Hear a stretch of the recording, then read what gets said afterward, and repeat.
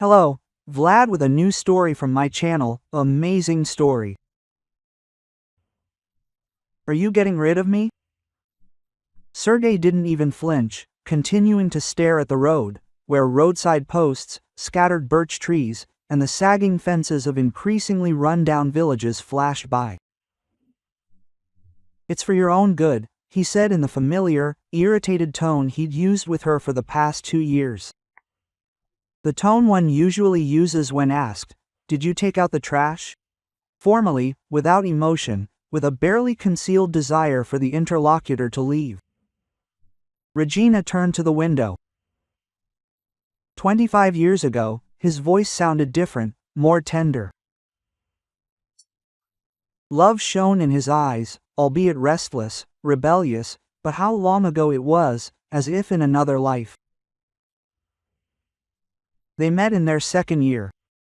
Sergey was then studying to be an economist, an entomologist of the clothing industry.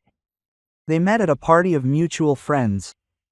He danced better than everyone, and she was the worst. The guy came up to her and extended his hand. Quote, "If you want, I'll teach you, just don't step on my toes. And if I do, I'll marry you as punishment." Then it sounded like a joke, but something flared up between them. Bright, hot, almost scorching. They became a couple after a week, broke up after a month, got back together after 2, broke up again and were separated again and behaved differently. Sergey quickly found solace. Other girls, company's party. Regina waited, sat at home, pretended to do her coursework, but in reality, she listened to every ring of the phone. And he always came back. "Forgive me, Regina, I won't do it again." Have you said that before? This time, really. She believed because she wanted to believe. When Boria was born, Regina's parents insisted on a wedding. Her father, a strong man with hands used to handling both money and people, had a serious conversation with Sergey. What exactly they discussed, she didn't know. But after that conversation, Seryoza walked thoughtfully for 3 days, and then suddenly became a model family man. Regina suspected. He was afraid not of losing her, but of losing contact with her family. By then, her father had already built a small but strong sewing workshop. Orders were coming in, money was coming in. Sergey was kept out of the business. He worked as a manager in a mediocre company. The salary was mediocre, the career path was worthless. But Regina was gradually brought into the mix. She was capable, quickly grasped the supply chain, found common ground with the workers, and was able to maintain strict discipline without losing her humanity. The shop expanded under her. Orders increased, salaries grew. Sergey didn't take it well. He didn't say so directly, but you could tell it was hurting him. After her parents' death, her husband became increasingly involved in the business. Regina didn't object, but at the end of the day, he was her husband, the father of her child, so let him be involved, but the final decisions always remained hers. One day, he came up with a proposal. Quote, "Regina, I've been eyeing some new Swiss equipment. It's 30% more productive and uses less energy. We should get it." Quote. Regina studied the documentation. The manufacturer was little known. Reviews were mixed, and her own equipment worked perfectly. It rarely broke down, and the employees had gotten used to it. Quote, "Seryoza, no, it's too early to replace it." "Well, you see the numbers. I see that this is some kind of. It's a fly-by-night company. I won't take any chances." He tried to persuade her for another week, citing calculations, graphs, and forecasts. She stood her ground. Finally, her husband gave in, but he was offended. He remained silent for 3 days, answering questions in monosyllables. Then something happened that changed everything. Regina came down with a cold. It seemed like a normal cold. Fever, cough, weakness, but it just wouldn't go away. A week, 2, 3. Sergey, when you came home in the evening, you looked gloomy as a storm cloud, sat down across from her, and sighed heavily. Regina, we have a problem. What's the problem? In production, the machine caught fire.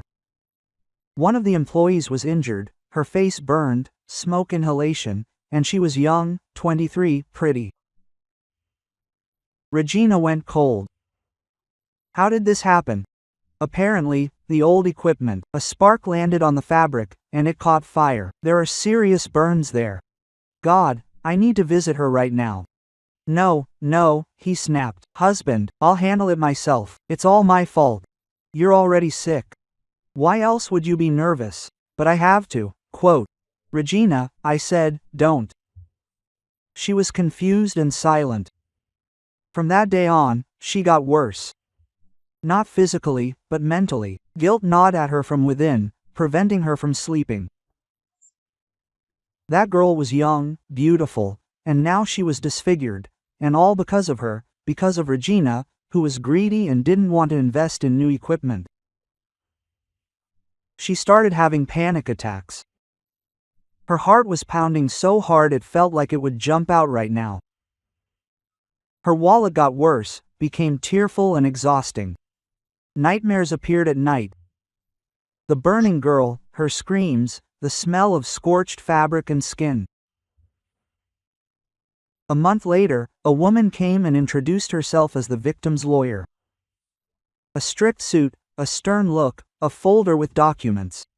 My client is demanding compensation, moral and physical damages, treatment costs, and rehabilitation. It's a considerable sum. Regina didn't even ask how much, she simply nodded. I'll pay whatever it takes. After the lawyer left, Sergey brought up the equipment again. Well, you see what your stubbornness has led to. We need to change everything immediately, before anyone else gets hurt. Quote, yes, Regina whispered. We'll change it. Doctors came one after another, general practitioners, pulmonologists, psychotherapists. They made different diagnoses, prescribed different treatments. But it was no use. The cough wouldn't go away, the weakness grew, and the panic attacks became more frequent. It's stress, the doctors said. Psychosomatic. He needed to calm down, take a break, get a change of scenery. Sergey got down to business, began managing the business more actively, signed contracts, met with suppliers. Regina didn't object, she simply didn't have the strength. And then he said, I'll take you to the village. My parents still have a house. It's quiet there, the air is clean, a neighbor will look after it. Serioza, this is for your own good. Quote. The house stood on the outskirts, small, slanted, but sturdy. Fyodor Ivanovna, a wizened grandmother with a sharp gaze, met them at the gate and nodded without much hospitality. Sergey brought in their things and showed them the room, a tiny bedroom with a window overlooking the courtyard, an old iron bed and faded wallpaper with a small flower pattern. There was food in the refrigerator, the firewood was sawed. Fyodor would drop by. Serioza, wait. He turned around, and she saw in his eyes what she had long suspected but refused to admit. Complete, utter, icy indifference. You're already 1 foot in the grave, and I've only just begun to live. It burst out of him suddenly, as if it had burst. You see, I'm 42. I'm not going to waste the rest of my youth caring for a sick woman. And here you'll have peace, fresh air. Maybe you'll get better.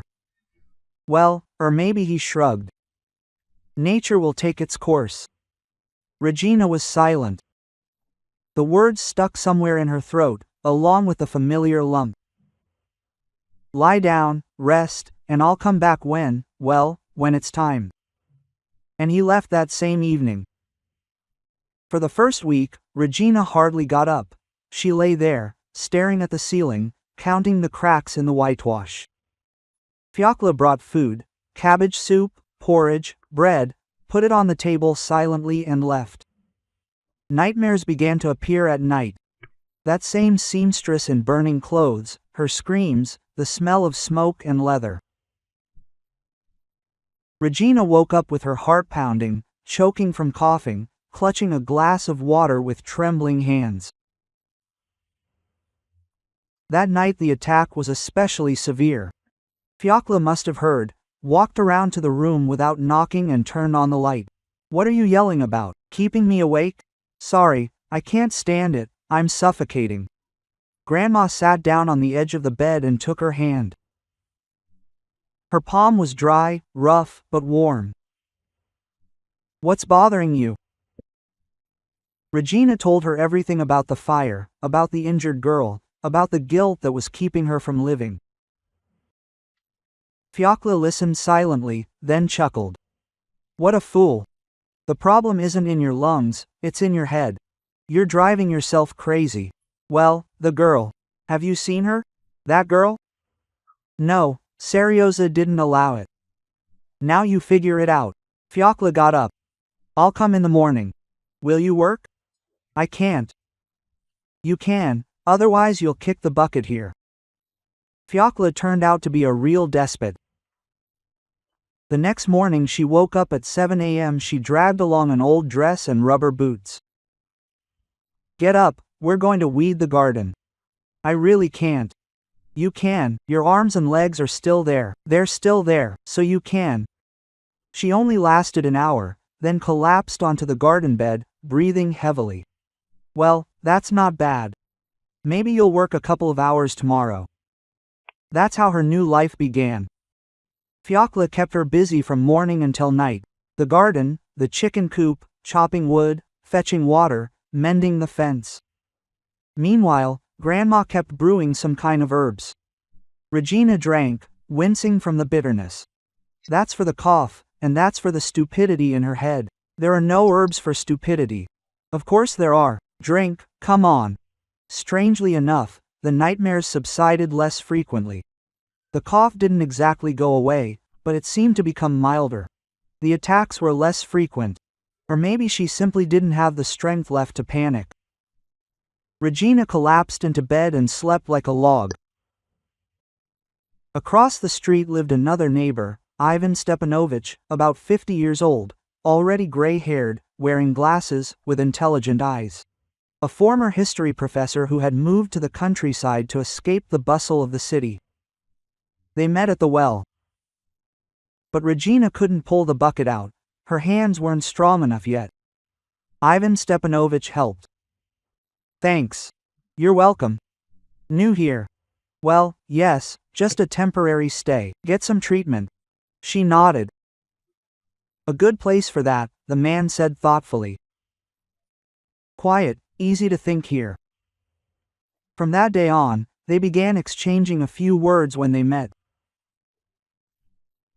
Then the words turned into conversations, and then into long evening chats on his veranda over tea with honey. Ivan was a good listener. He didn't interrupt, didn't offer advice, and didn't say, "Everything will be fine." He simply listened. And that was more valuable to her than any words. Regina told her story about her husband, about 25 years of marriage, about that girl in the fire. "Are you sure this girl exists?" he asked one day. "What?" "Well, you haven't seen her, you only know everything from what she's told you." Regina considered this. Was it really just the words of Sergei and that lawyer? The seed of doubt had been sown.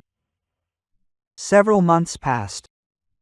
Her husband rarely called, but Regina wasn't offended. It was as if she didn't care. She simply grew stronger. Working outdoors, herbs, fekla, and quiet evenings with Ivan did their job. Eventually, the cough went away. Panic attacks seemed to be a thing of the past too. She even got a tan and rounded out. Country food seemed to be doing her some good. One evening, scrolling through the news on her phone, she came across an article. An industrial equipment company was involved in a scandal. Problems with certificates, forged documents and photos. The company representative turned out to be the same lawyer who had come to demand compensation. Regina read the article 3 times, then called the shop front desk. The elderly guard, Petrovich, who had worked there for about 20 years, answered. This was Regina Sergeevna. Oh, hello. How are you? Better.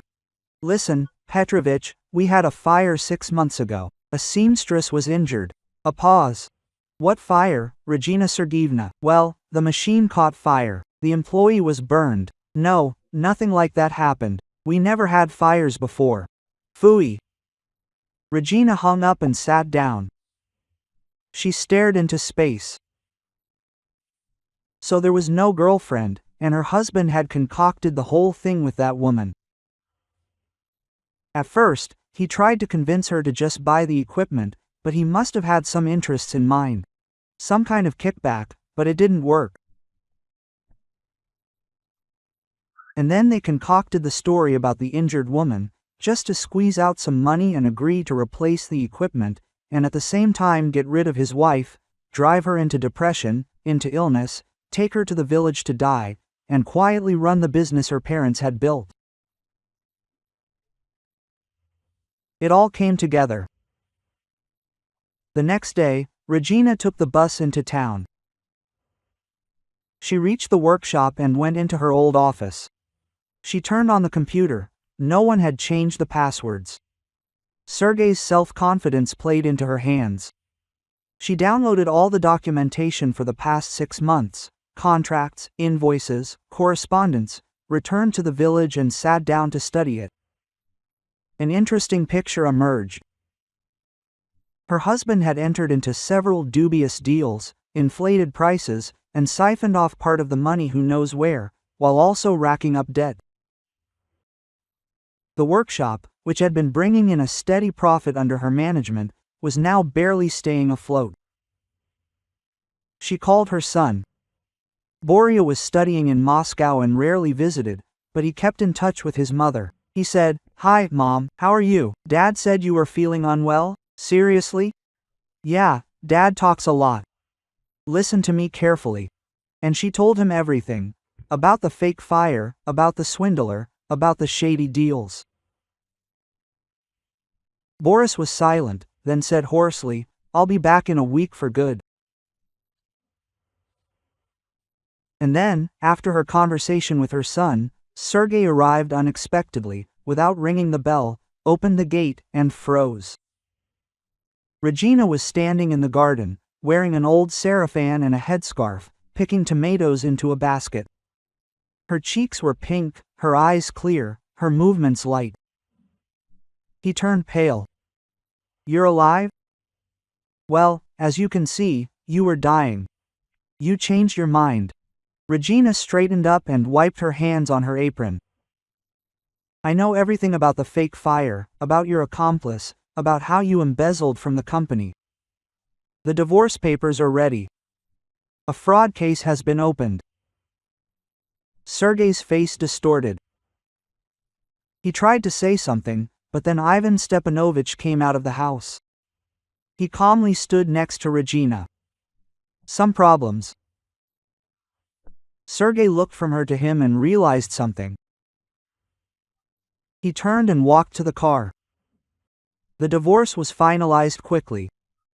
The ex-husband didn't resist, realizing he'd lost. The fraud case went to court. The lawyer received a suspended sentence. Sergei was fined and banned from holding any management positions. Regina Boris remained in the company. Her son, it turned out, had inherited his grandfather's business acumen, quickly got the hang of things, got the shop out of debt, and established new supplies. The company with the equipment soon went bankrupt. The machines turned out to be complete junk. Regina remained in the village with Ivan, and Sergei never showed up. Rumors swirled that he'd moved to another city, found a job as a minor manager, and was living alone in a rented apartment. Regina was no longer angry with him, but she didn't regret it either. She'd learned to let go of the past. And when Ivan read her poetry on the veranda in the evenings, he thought about how real life sometimes begins precisely when it seems everything is over.